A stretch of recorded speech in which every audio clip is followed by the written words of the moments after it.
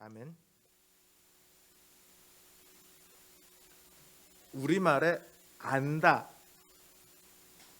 라는 것은 말은 참 다양한 의미를 담고 있습니다. 나 걔 알아 라고 할 때 어떤 사람은 그냥 이름 정도 아는 그런 수준이기도 할 거고요. 어떤 사람은 이름도 알고 얼굴도 알고 몇 번의 교제가 있는 사람이기도 할 거고요. 어떤 사람은 굉장히 친밀한 사람이기도 할 거예요. 그렇죠? 여기는 우리 모두는 대통령이나 당선자를 다 알죠. 그러나 대통령이나 당선자가 우리를 알지는 않죠. 우리가 세금을 내서 월급을 주는데도 우리를 알지는 않아요. 그래도 우리가 안다라고 얘기를 합니다. 안다는 것은요, 이만큼 넓은 폭을 가져요. 그리고 안다는 것의 최고 끝에는 뭐가 있냐면 믿는다는 게 있습니다. 부모님은 자식을 알죠. 그리고 부모님은 남들이 뭐라고 하건 간에 언제나 그 자식의 편이 됩니다. 드라마 같은 곳에 보면 종종 이제 학교에서 왕따를 시키던 가해자가 있는데 피해자가 반항하다가 싸움이 일어나서 코피를 냅니다. 그럼 이 왕따 시키던 가해자의 부모가 와갖고 막 기세등등해서 난리를 치잖아요. 저 사람은 어떻게 저럴 수가 있을까 싶지만 가만 생각해보면 원래 부모라는 존재가 그래요. 남들이 다 자식이 잘못됐다고 할 때도 일단 자식의 편에 서는 사람, 내가 알고 내가 그를 믿는다는 거죠.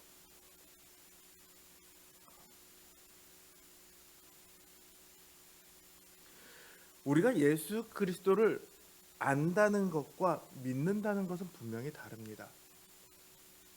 어떤 사람은 그리스도를 나 이름 들어봤어 정도의 수준으로 알기도 하고요. 어떤 사람은 나 몇 번 봤어, 교제가 있어, 이 정도의 수준이기도 하고요.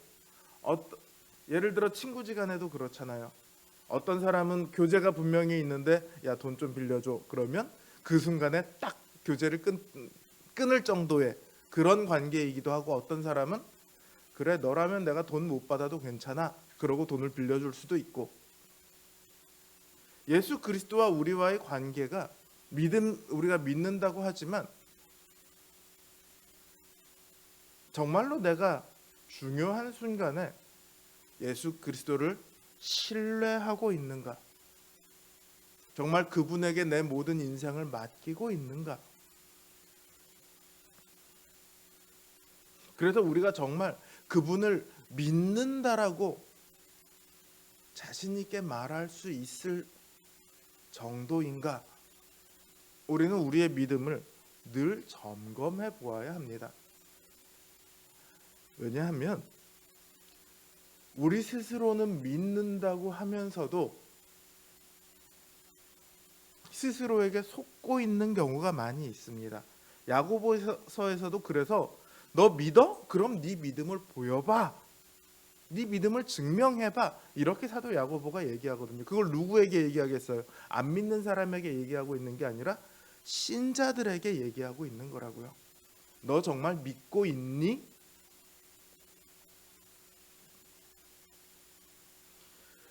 오늘 본문에도 보면 예수 그리스도를 아는 세 부류가 있습니다.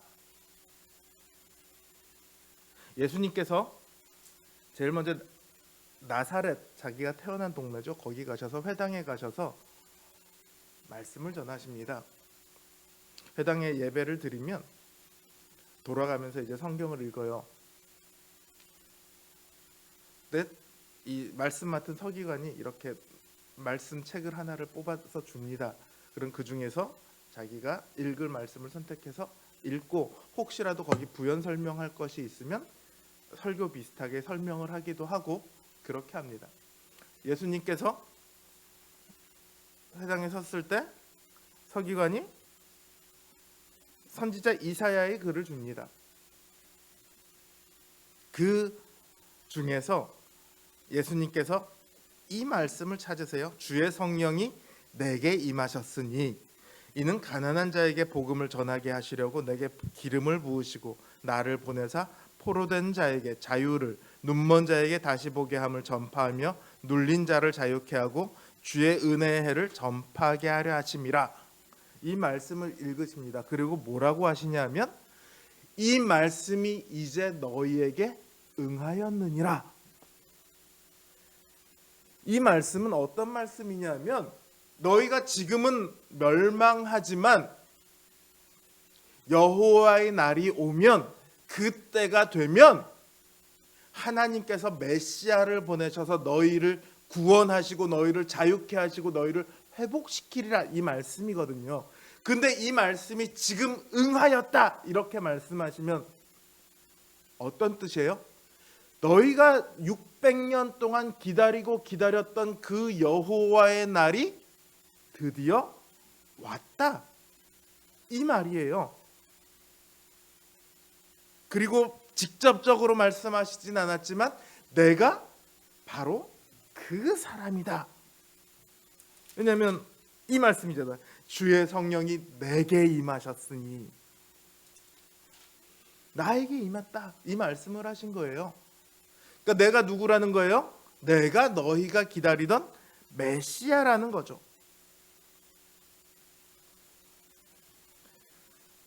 그토록 기다리던 그 일이 이제 이루어진다고 주님께서 말씀하십니다. 여러분, 이 말씀을 들었을 때 이 사람들의 반응이 어때야 정상일까요? 우리나라가 일제에 의해서 고난을 겪은 게 36년입니다. 뭐 그 앞에도 조금 더 있겠지만 일제 강점기 기간이 36년입니다. 그리고 1945년 8월 15일에 일본 천황이 항복 선언을 하죠. 그 항복 선언을 우리나라에 있던 사람들도 라디오로 다 듣습니다. 그 라디오를 들은 사람들이 만세를 부르며 뛰쳐나옵니다. 태극기를 들고 대한독립 만세를 외치며 엉엉 울면서 뛰쳐나옵니다. 알지도 못하는 사람들과 얼싸안고 환호성을 지릅니다. 기쁨을 주체할 수 없어서 미친 듯이 웃고 또 울고, 그게 정상이죠. 그런데 지금 여기는 36년도 아니고요, 600년이 넘는 시간을 기다렸습니다.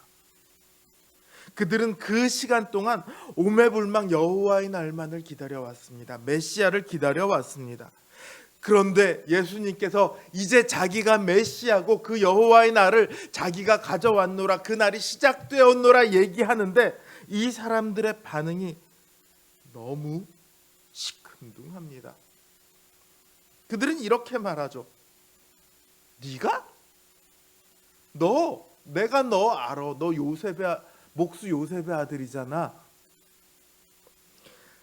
내가 너 누군지 뻔히 아는데 너 지금 무슨 소리 하는 거야? 네가 가버나움에서 병자를 고쳤다고? 그럼 여기서도 고쳐봐. 우리가 한번 보자. 너 얼마나 잘 고치는지. 이들은 예수님을 압니다. 예수님을 어려서부터 봐왔습니다. 그러나 그래서 그들은 예수님을 오히려 알지 못합니다. 예수님께서는 이렇게 말씀하시죠. 선지자가 고향에서 환영받는 자가 없도다. 여기까지라면 그냥 한탄으로 끝나겠지만 예수님께서 뒤에 이제 더 말씀을 붙이시거든요. 무슨 말씀을 붙이시냐면 엘리야 때 큰 흉년이 들었을 때 이스라엘에 수많은 과부가 있었지만 정작 엘리야를 통해 생명을 구원받은 것은 사렙다의 한 과부뿐이었다. 사렙다의 과부는 이스라엘 사람이 아니거든요. 엘리사 때도 많은 문둥병자가 있었지만 정작 깨끗함을 얻은 것은 수리아 사람 나아만 장군뿐이었다. 이 이야기를 덧붙입니다. 이게 무슨 의미겠어요? 하나님의 말씀을 너희가 듣지 않으니 너희에게는 구원이 없다, 이 말이에요.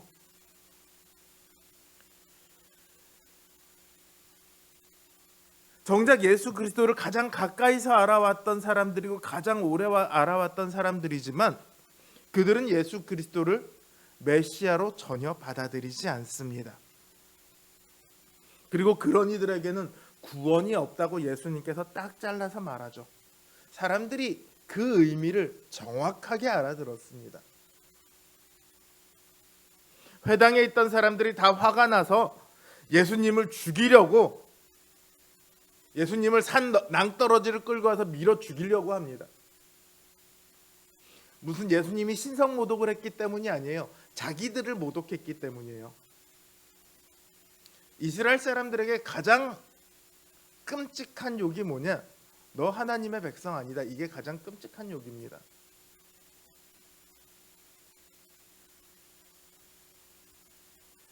그런데 지금 예수님께서 그 말씀을 하셨거든요. 그러니까 화가 엄청나게 나죠. 네가 뭔데, 내가 너 어려서부터 너 동네에서 오줌 싸고 다니는 것부터 다 알았는데 네가 감히 나한테 그딴 소리를 해?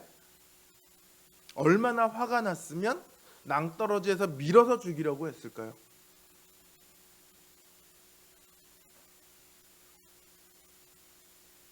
그러나 예수님께서는 어떻게 나오셨는지 모르겠지만 그 사람들 한가운데를 유유히 빠져나오십니다.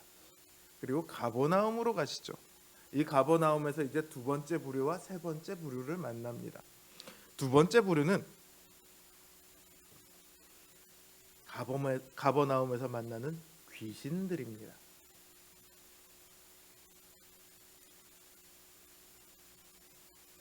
가버나움의 회당에서 예수님께서 귀신 들린 사람을 보십니다.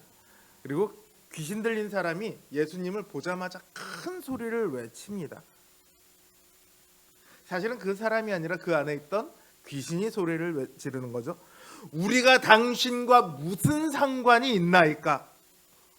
우리를 멸하러 오셨나이까? 나는 당신이 누구인 줄 아노니 하나님의 거룩한 자니이다.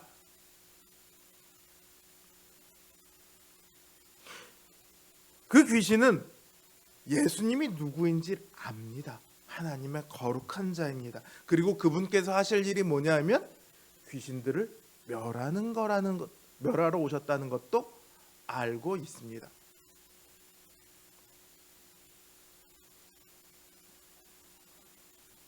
그럼에도 예수님의 명령에 따라서 그 사람에게서 나옵니다. 예수님의 명령에 순종하는 거죠. 이 귀신들은 예수님이 누구인지 아무도 정확하게 알지 못할 때 예수님께서 하나님의 아들이라는 것도, 이스라엘의 메시아로 오셨다는 것도, 귀신을 멸하러 오셨다는 것도, 자신들이 순종해야 할 분이라는 것도 다 압니다. 그리고 그 명령에 순종하기까지 합니다. 그렇다고 그 귀신들이 구원을 얻었을까요? 그들은 예수님의 명령을 감히 어길 수는 없지만 예수 그리스도를 자기의 구주로 영접하지는 않습니다. 그들은 자신의 길에서 돌이켜 하나님의 나라로 들어갈 수 없습니다.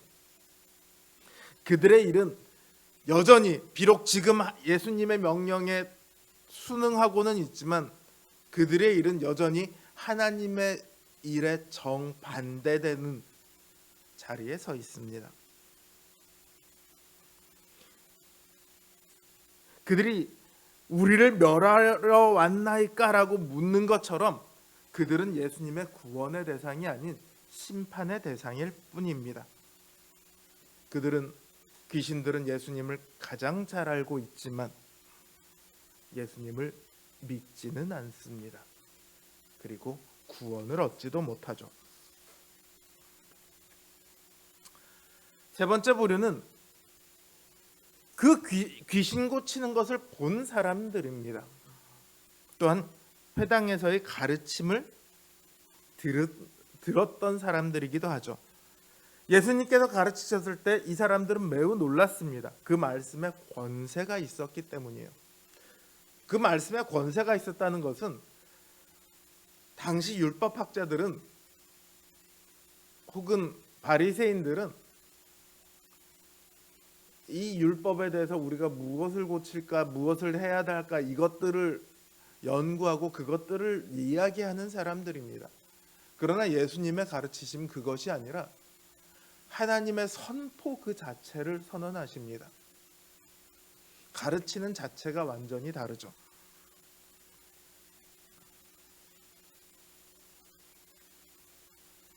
이들은 그 가르침을 보고 놀랍니다.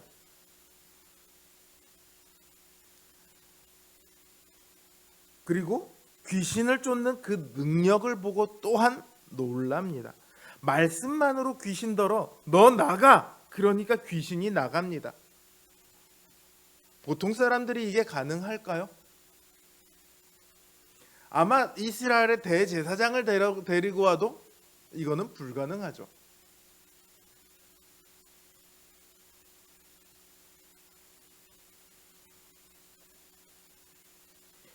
오직 하나님의 권세와 능력이 아니고서는 할 수 없는 일입니다. 이들은 말씀과 능력을 보고 예수님께서 하나님의 권세와 능력을 가지신 분이라는 것을 알게 됩니다. 이들은 이전부터 예수님을 알던 사람들이 아닙니다. 귀신들처럼 예수님의 본질을 꿰뚫어 보지도 못합니다. 이들은 오늘 처음 예수님을 만났습니다. 이들은 그저 예수님의 말씀 한 자락을 들었을 뿐이고 예수님께서 하시는 일을 보았을 뿐입니다. 그러나 그들은 그 예수님의 말씀과 행하신 일을 통해서 예수님께서 누구인지를 알았고 자연스럽게 그분을 믿게 됩니다. 그래서 주변에 소문을 퍼뜨리게 되죠. 야, 우리 동네에 이런 분이 오셨어. 하나님의 말씀을 선포하시며 하나님의 능력과 권세로 귀신을 내쫓아. 아마도 우리를 구원하러 오신 메시아이신 것 같아. 예언되었던 그 여호와의 날이 이제 시작되는 것 같아.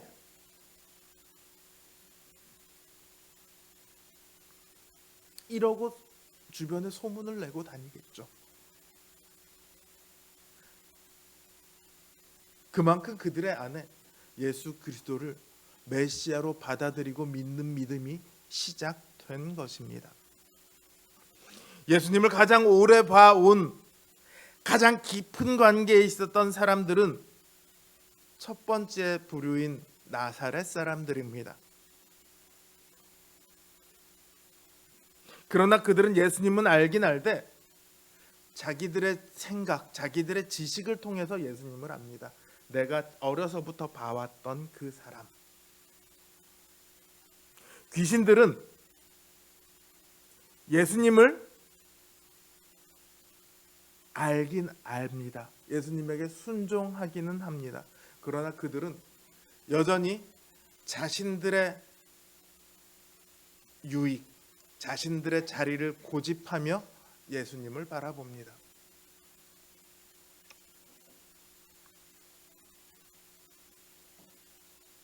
오늘날 수많은 사람들이 예수님에 대한 이야기를 알고 있습니다. 적어도 한국 사회를 살면서 예수님에 대해서 한마디 안 들어본 사람은 없을 겁니다. 오죽하면 스님들도 예수님 굉장히 잘 압니다.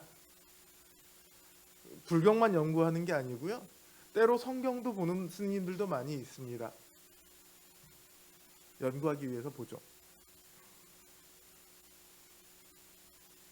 또 지금은 믿지 않지만 어려서부터 교회를 다녔던 분들도 많이 있습니다.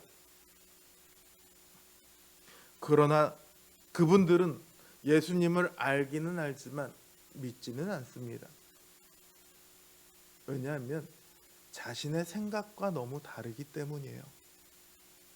마치 나사렛 사람들처럼 자신의 생각을 기준으로 예수님을 보는 거예요. 자신의 생각으로 예수님을 판단하니까, 야, 처녀에게서 사람이 태어나 말도 안 되는 소리 하지 마. 하나님의 아들이 이 땅에 오셔서 말도 안 되는 소리 하지 마. 우리 죄를 지고 대신 죽으셨어? 그리고 부활하셨어? 헛소리 하지 마. 사람이 어떻게 부활해?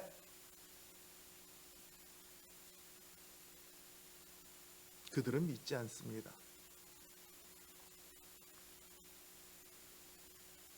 정작 웃기는 거는요, 그분들도 극한 상황에 닥치면 뭐부터 찾는지 아세요? 신부터 찾습니다. 혹은 무당을 찾아가서 부적을 쓰기도 합니다. 그러나 여전히 그들은 예수님을 믿지는 않습니다.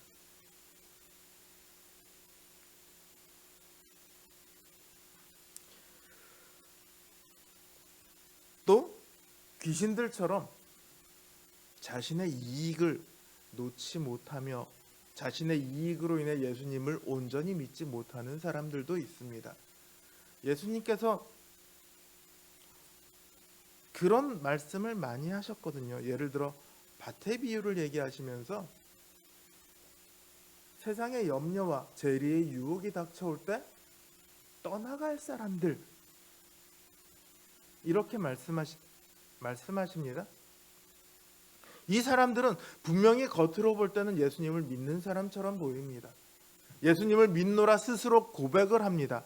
그러나 결정적인 상황이 오면 자신의 이익 때문에 믿음을 저버립니다.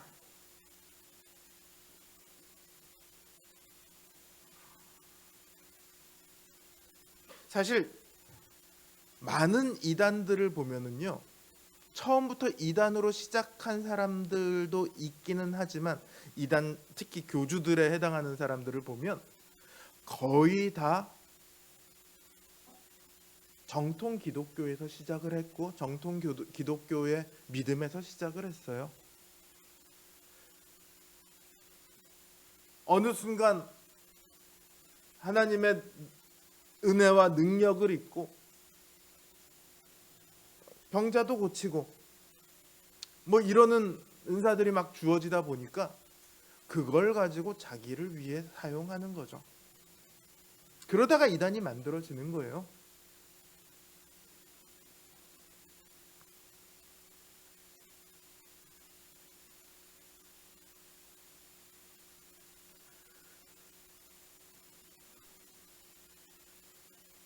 우리가 자신의 생각과 혹은 자신의 유익과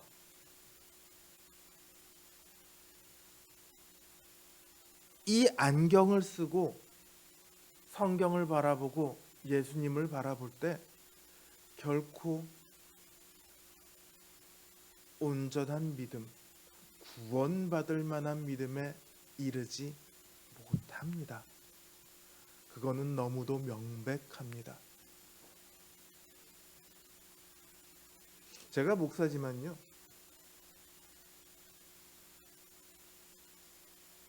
어떤 신학자는, 어떤 목사는, 제가 여기다가 님도 붙이기 싫어요. 어떤 신학자는, 어떤 목사는 차라리 신학자가 안 되었더라면, 차라리 목사가 안 되었더라면 싶기도 합니다.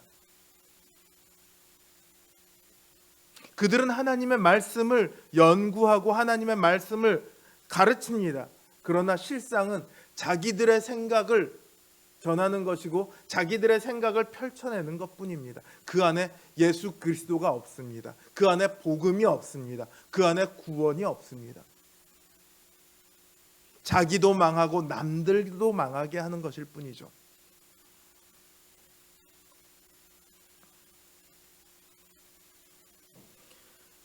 이 시대는 우리를 끊임없이 미혹하는 시대입니다. 세상만 우리를 미혹하는 게 아니라 교회 안에 우리를 미혹하는 가르침들이 엄청나게 많이 들어와 있습니다.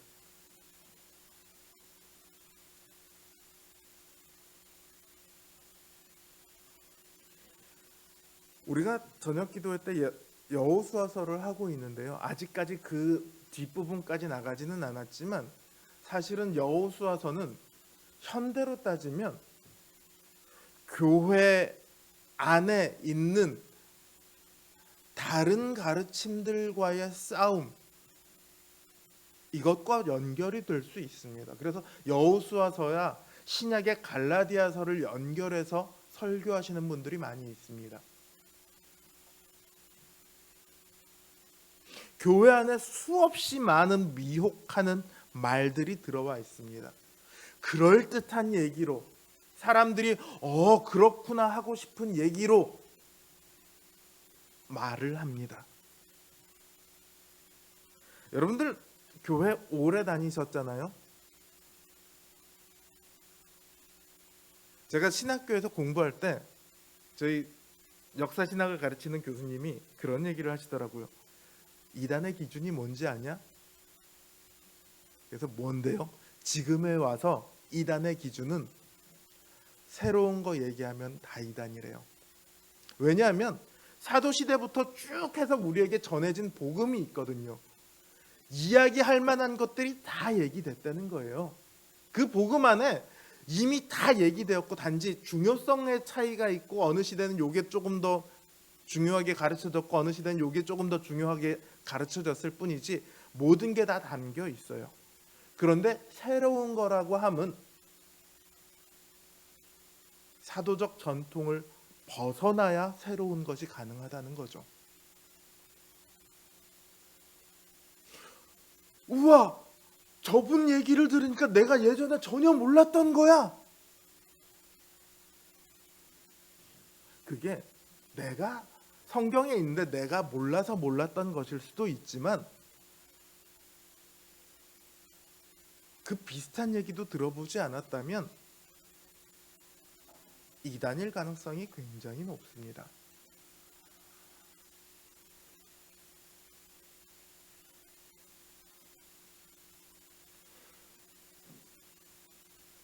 사단은 교회 안에 들어와서 거룩한 빛을 가장하고 우리를 미혹합니다.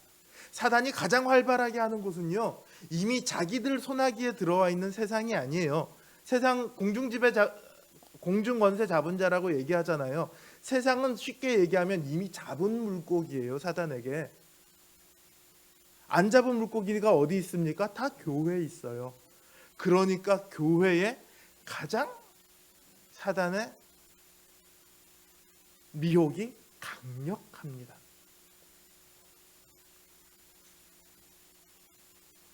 우리는 하나님의 말씀을 있는 그대로 받아들여야 합니다. 성경을 몇 번 읽었느냐도 중요하지만요, 성경이 말하는 그대로를 우리가 믿고 받아들이는가가 제일 중요합니다. 성경을 읽다 보면 야, 이거 진짠가 싶을 때 있어요. 해가 이렇게 있다가 해 그림자가 뒤로 물러났대요. 해가 서에서 동쪽으로 움직였다는 뜻이에요. 이게 가능해?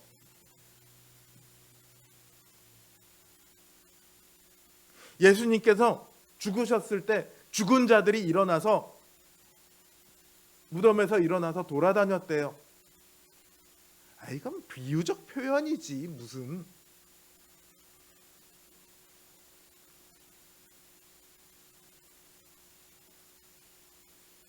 성경은 우리들에게 주어진 하나님의 말씀입니다.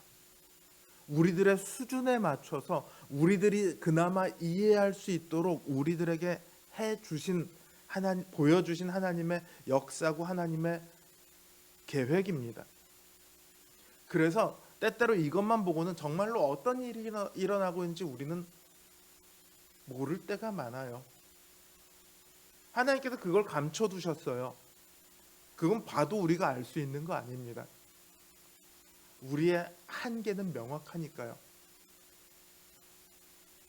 대표적으로 그런 게 있어요. 하나님께서 예정하셨는데 저 사람에게 아무도 복음을 전하지 않았다면 그 사람은 정말로 구원을 못 받고 지옥에 갑니까? 아니면 천국에 갑니까? 쓸데없는 얘기죠. 우린 모르는 얘기예요. 그 얘기 거기로 들어가면 우리는 모르는 얘기예요. 우리가 아는 건 저 사람이 예정되었는데 그 다음에 구원받았느냐 아니냐의 문제가 아니라 내가 예수 그리스도를 구원받았어? 그렇다면 나는 예정된 사람이구나. 이것만 알 수 있어요. 이 순서를 뒤집는 순간 우리는 하나님의 지식의 영역으로 들어가려고 하는 거예요. 그건 우리는 몰라요. 모르는 건 모르는 거예요. 끝까지. 그리고 우리에게 모르는 게 우리에게 더 유익해서 하나님께서 안 알려주신 거예요. 하나님께서 우리에게 알려주신 만큼 그것만이라도 우리가 그대로를 믿을 수 있다면